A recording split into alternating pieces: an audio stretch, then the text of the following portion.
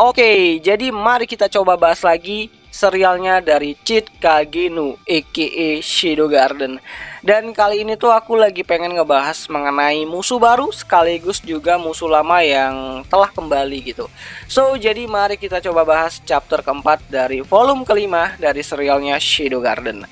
Nah, jadi di video kali ini tuh masih membicarakan mengenai isi dari volume kelimanya itu sendiri, tepatnya itu mengenai kemunculan dari musuh baru dari pihaknya Sekte Diabolos. Ya, para pemegang kursi ya, itu sudah mulai bergerak seperti Fenrir dan juga Petos yang menjadi salah satu pemegang round yang ada di Sekte Diabolos itu sendiri.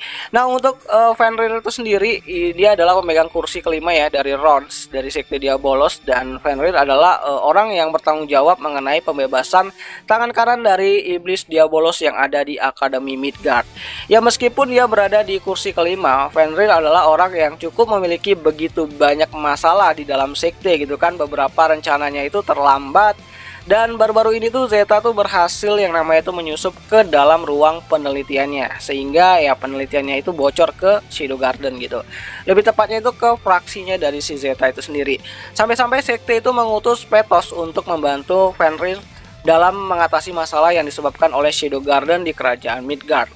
Dan lebih daripada itu gitu kan, Petos juga merasa khawatir dengan pekerjaannya di masa lalu, yang mana membuat salah satu dari keturunan ras macan kumbang emas itu lolos. Ya, itu adalah si Zeta di masa lalu sebelum gabung atau join ke Shadow Garden gitu.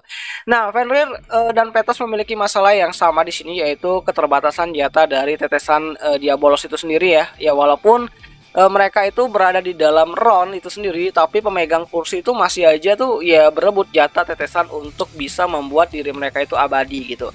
Nah, karena itulah Fenrir dan Petos sangat berterima kasih ya atas munculnya organisasi Shadow Garden yang membuat persaingan di round itu semakin berkurang.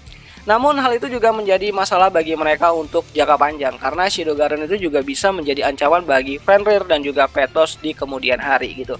Nah, Petos bersedia membantu Fenrir dengan harapan ia bisa bertemu lagi dengan anak dari ras macan kumbang emas itu yang lolos di masa lalu, yang membuat dirinya itu masih kepikiran dengan tugasnya yang di masa lalu yang belum selesai gitu kan.